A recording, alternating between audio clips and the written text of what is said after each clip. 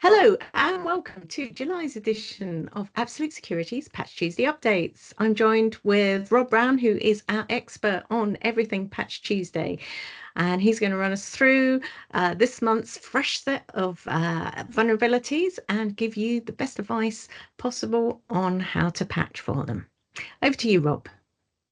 Thank you, Justine, and a very warm welcome to everyone, especially here in the UK. It's a beautiful sunny day here.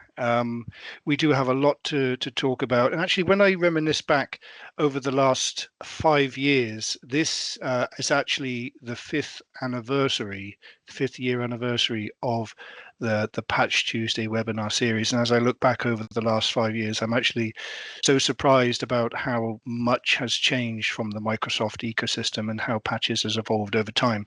But there's fundamentals that have been consistent throughout. Of course, one of them being security vulnerabilities that Microsoft fixes for us. Let's get started.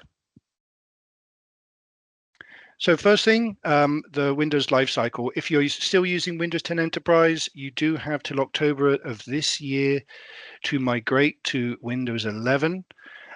Because the operating system will be end of life. End of life means we won't be getting any more security updates for the operating system, and that can include updates as well for security tools like antivirus. They often stay within the lifecycle support of the operating system itself.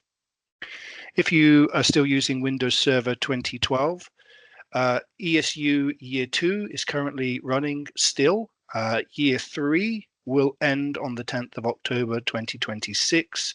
You still have support for 2012 patches until that date, but only if you have subscribed to the ESU license. I'm afraid if you haven't already started, you can't actually go back and buy the first year any longer. So you have to move to 2016 or 2019 or 2022 on the server operating system. If you are on Windows 11, Windows 11 Enterprise 22H2 is also going end of life this year on the 8th of October. We do recommend going to 24H2 for Windows 11. It's the most stable feature update for Windows 11 that we have found in our testing. But if you're still using Windows 11 23H2, you actually have till next year before you have to upgrade.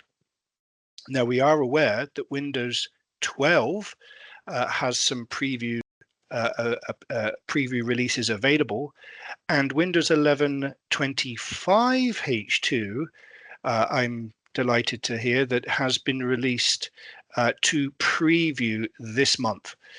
If you are considering using Windows 11 25H2 or Windows 12, please know that these are preview releases, and preview releases means that they are not supported by the operating system, by the Microsoft support team, meaning that if you do have issues, then you have to go to a supported operating system. So in that way, it's good for testing, but I wouldn't use it for your organization. Now, everything I've just mentioned, if you do have any long-term servicing licenses for Windows 10 and Windows 11, you actually have extended support to 2030. You don't have to worry about it. Unfortunately, that long-term servicing license type isn't available anymore. So if you had it, that's great, but you can't get it now, unfortunately. Now, we love 0 days. Now, 0 day, the definition of a 0 day is a vulnerability for which you have no fix. And through bug bounty programs, we really are happy that there are white hat hackers and hackers that are providing vendors information of compromise in their software, and they've allowed Google in this case to release an update for Google Chrome. It's very similar to last month's 0 day. In fact, it's got the exact same description, that this is a type confusion in the V8 engine of Google Chrome prior to 138.072.0496, which allows a remote attacker to perform arbitrary read and write via a crafted HTML page. Now, this isn't actually just impacting Google Chrome, because the Google Chrome engine is actually shared also across other vendors such as Microsoft Edge, Opera. I think there's actually a few others as well that use the Google Chrome V8 engine. So you do need to make sure that they get updated as well. Now, it's very typical to expect Google Chrome to update itself when it is open. However, if you have devices where Google Chrome does exist and the browser is not launched, then do not expect those Google Chrome browsers to update remotely. Please do not expect your end users to close and reopen their Google Chrome browsers. It does not work. Please have a look at a way of remotely deploying the Google Chrome browser to remove that end user requirement for opening it. In the case of the Absolute Console, we have the ability to push the Google Chrome browser update to the user and then tell them to close the browser. It will update in the background because this particular vulnerability is being weaponized. So it's extremely serious. And Google have recommended this be deployed as urgently as possible. Now, from Patch Tuesday, we had 132 updates. It's a huge release this month. In fact, I think this is the one of the largest we've had this year. And this year we've had some of the largest releases ever in the last 5 years I can remember. 13 were rated as critical, 119 were rated as important. Of the 132 fixes, 17 are more likely to be weaponized. And we're tracking this now actually on a monthly basis, because when a vulnerability is more likely to be weaponized, it means that it likely is to be weaponized and becomes weaponized after this public release. So we like to track those, and in particular, anything that is more likely to be weaponized, we would recommend being put into first phase of your patch deployment.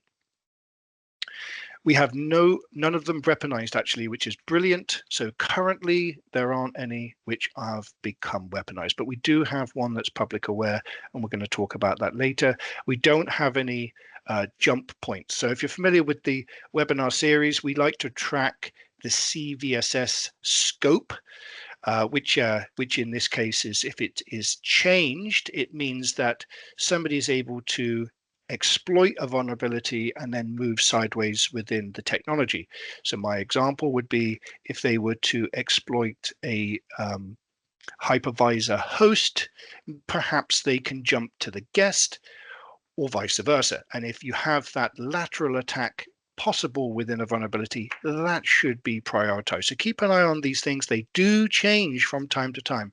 So the best information that's released at the time of Patch Tuesday is public aware and updated in the Microsoft forums. However, if after they've released a patch, something becomes weaponized or becomes public aware or becomes scope change, do track that, because it can and should change your strategy of priority.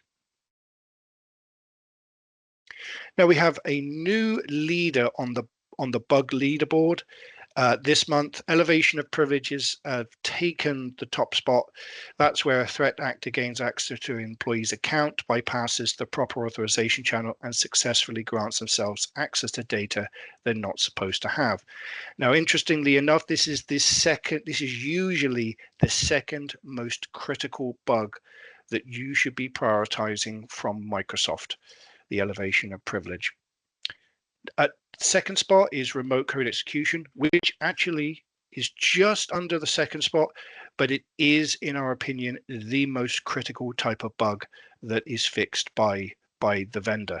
That is a class of cyber attack in which attackers remotely execute commands to place malware or other malicious code on your computer or network. In third place, we have information disclosure. We have 16 of those. That's where a vulnerability occurs when a system unintentionally reveals sensitive information to unauthorized users. On the bottom half, we have security feature bypass. That's a security feature that allows an attacker to bypass a security mechanism without disabling it, effectively rendering that security useless. Denial of service is simply there to cause an issue to render the system inoperable, such as a a ping overload. We have 5 of those. Spoofing is right at the bottom there. It refers to an attacker pretending to be someone or something to gain unauthorized access, to deceive a user or trick just to deceive a system or trick a user, followed by tampering, which is just being able to turn off the secure boot on a device so that you can access the hard drive. We just have one of those fixes. Now, if you're looking for best practice recommendations, this is actually how we recommend you prioritize your patch deployments. For organizations that are multi-regional, maybe offices across the world, having a strategy that deploys everything at the same time simply might not be feasible. In that case, we recommend to break down the Patch Tuesday release into groups, and you can call those priority 1, priority 2, priority 3, based on several different factors. And this is our recommendation. Every one of the vulnerabilities has a vendor severity that's dictated by the vendor themselves, and it typically rated from critical, high, or important, medium, low, and NA. Of course, critical being the most serious, NA being the least serious. And from time to time, you find the vendor will release a vulnerability such as the Google Chrome 0-day that we talked about, where the vendor themselves haven't given a high enough severity. So if you were using a strategy that was purely deploying critical and highs, you might not actually deploy that Google Chrome patch at all because that was released under an NA severity, can you believe? That is why we need something independent, and we use the CVSS score to help with that independence. The CVSS score is a calculation out of 10. It is actually also calculated by the vendor themselves, but it is overridden by an independent organization. And that score out of 10, from critical being at 10 and 0 being the NA, is the equivalent of the same severities that we talked about earlier. Now, when you compare the two and you say anything that is critical or high, or anything that is CVSS critical or high, you can actually catch more patches in that first phase to make sure that you are selecting the highest severity vulnerabilities to remediate. The next two is the state of the vulnerability, and we talked about that briefly already. Weaponization means that the vulnerability is under active attack. So through our partners and through our vendors, we're learning all of the time that a vulnerability that is a CVE, has a CVE reference, becomes weaponized somewhere. Someone is using it under active attack. And when it becomes under active attack, it means somebody has found a way to exploit it. The method of exploitation might not be public at this point, but somebody is using that particular CVE to exploit it. If something becomes weaponized, let's make sure that gets added into your phase 1 rollout. Lots of customers under managed services would like weaponized vulnerabilities to carry an automatic deployment with time delay. That's a very common strategy that says that anything that becomes weaponized should be deployed automatically 24 hours after it has been released. And that gives enough time for the IT departments to fully test that weaponized patch. But because it's automated, it doesn't require a human to go ahead and schedule everything out. Public aware, very similar to weaponized, but it means somebody has found the vulnerability and has published the exact blueprint of how to exploit. Lots of misconceptions around public aware suggest that maybe Microsoft has just released the information to their technical sources. It unfortunately does not mean that. It means that somebody, through a bug bounty program on YouTube, is very popular. Someone is saying, hey, if you do this specific thing, you can exploit the vulnerability. And if you have a vulnerability that is weaponized and public aware, then you know exactly how to exploit it and you know it is being exploited. It sort of increases the urgency in which you should deploy those vulnerabilities. So in that example of 12 hours or 24 hours, once a vulnerability becomes weaponized, if it's weaponized and public aware, you might want to deploy automatically within 4 hours. It can be that serious. That is the power of automation. Now, to balance the risk a little bit, we've got countermeasures. Now, countermeasures are very useful, especially if you have a 0-day vulnerability. And some of the patches from Microsoft are very, very large. They can be 1 GB, 1.5, 2 GB in size. A patch that is so large is very difficult to deploy very quickly in a highly distributed environment, especially if you have multiple languages, multiple offices, multiple time zones, multiple continents. So sometimes a vendor will kindly provide a countermeasure in the form of a mitigation or a workaround. A workaround could be that they're giving you a registry key or group policy or a local change to a security object that can bypass the vulnerability. And if you can deploy those mitigations via a playbook to your devices very quickly, then that can save a lot of time. It can remediate the vulnerability, allowing you some more time to roll the patch out to resolve the vulnerability. We do always recommend to keep an eye on the information from the vendor. If the vendor recommends that you roll back any kind of mitigation or countermeasure that you've deployed, please do so. Do not leave registry keys on systems that were created purely to mitigate and work around a vulnerability. If they are not needed, let's get rid of them. That can actually be a future potential exploit of the operating system. So we need to clean up after ourselves. And of course, everything rests on exposure. Your environment is unique and no environment is the same. So you might have some vulnerabilities that maybe aren't as serious on the severity side yet, but they do have a weaponized status and are on a extremely high percentage of your environment. That might be a patch that I want to deploy urgently or more urgently than something that is perhaps severe or highly critical in severity on a low number of your devices.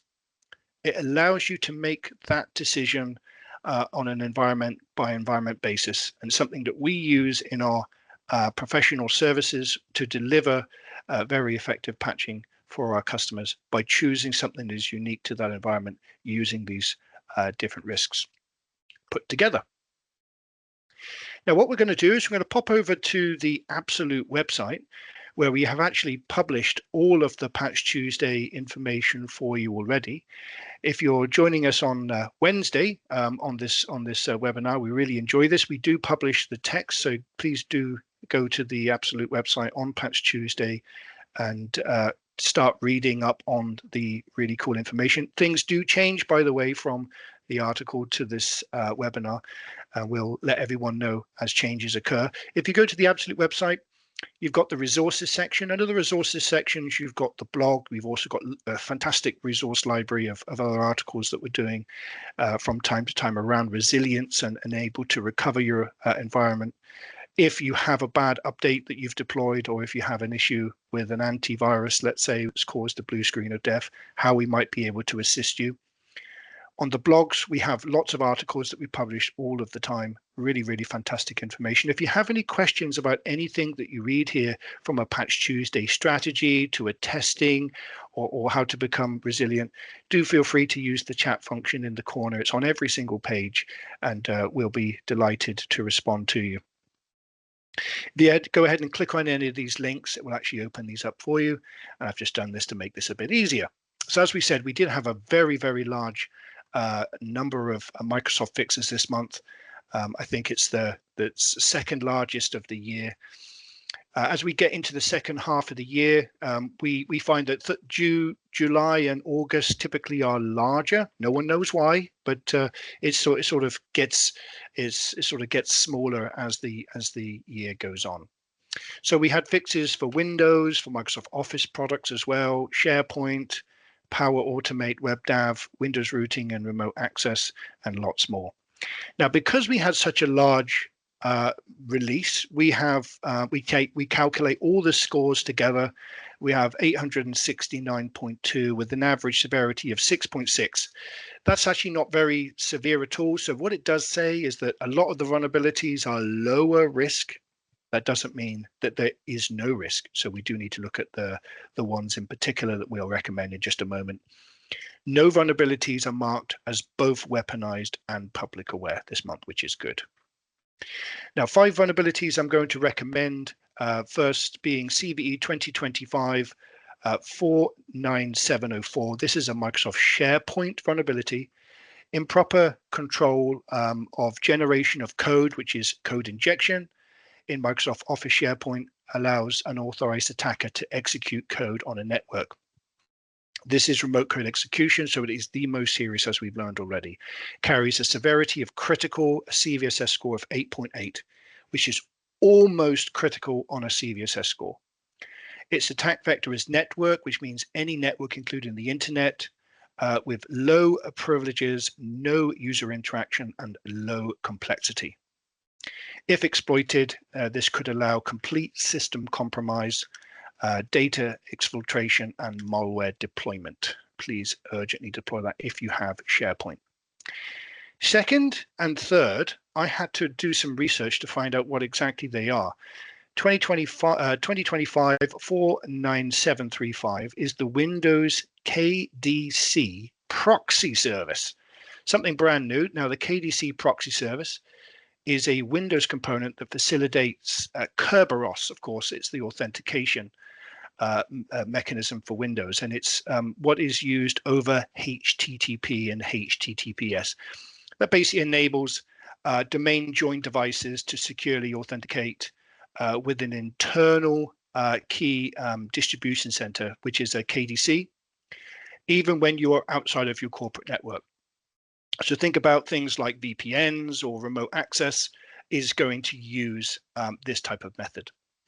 Now, from a security perspective, this particular vulnerability is high risk because it's handling privileged authentication traffic. It also runs under elevated system privileges, which means if it can be compromised and has access to your machines, and also may be exposed to public internet. So very, very important that you prioritize this one.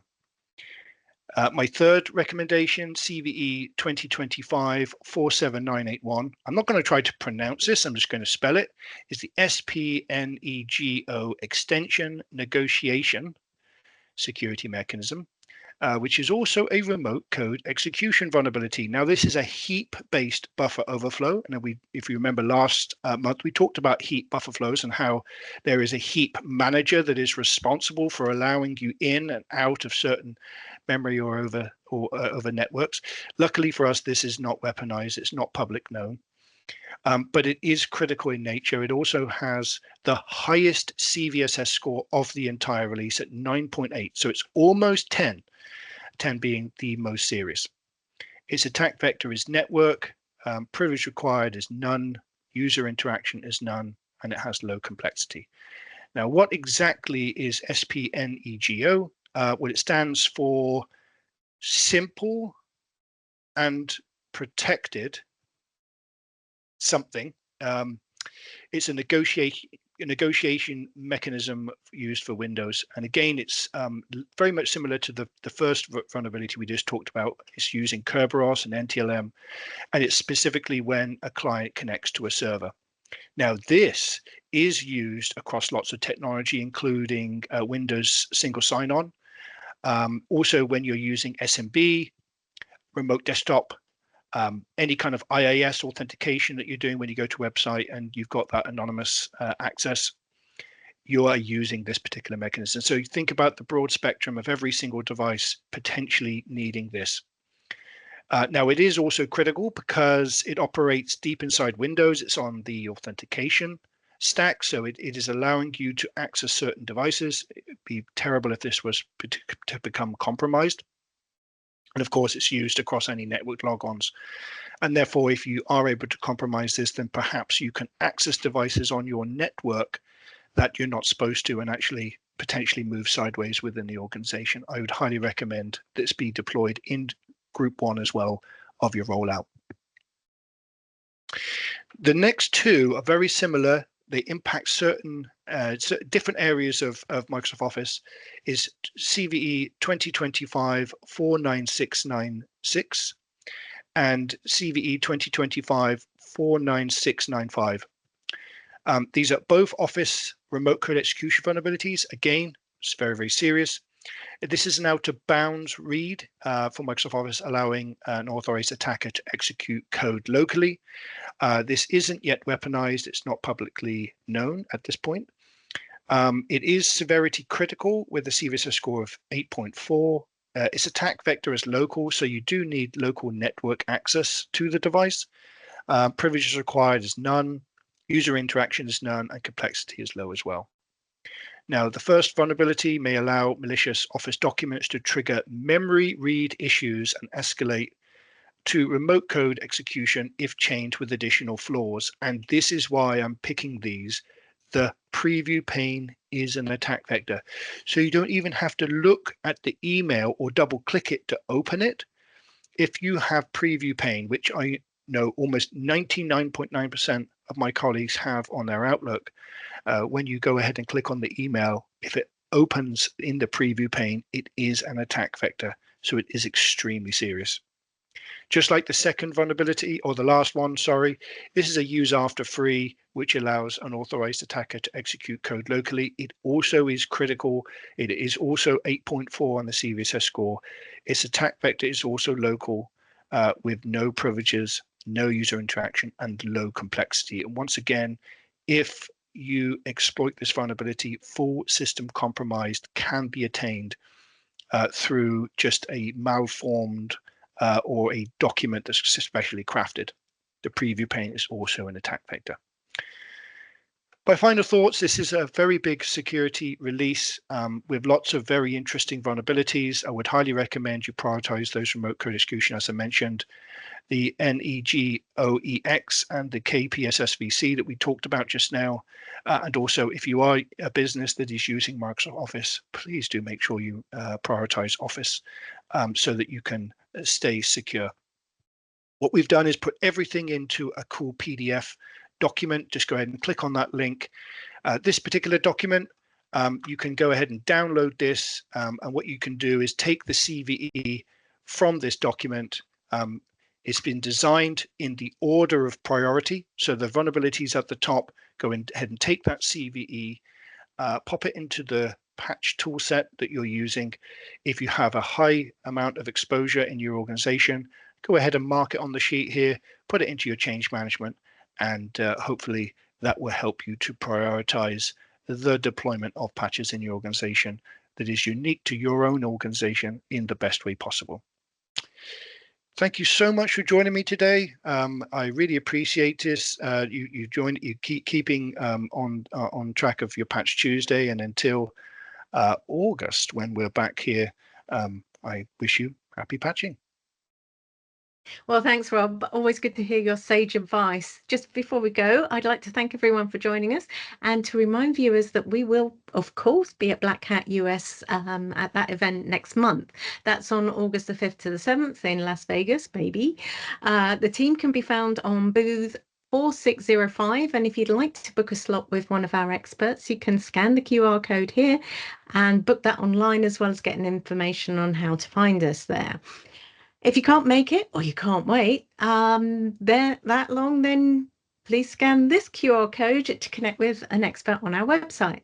Now, as Rob said, we're coming up for the holiday season, so patching is even more important with threat actors taking advantage of staff taking vacation time with phishing attacks. So those particular vulnerabilities with the preview pane are very important.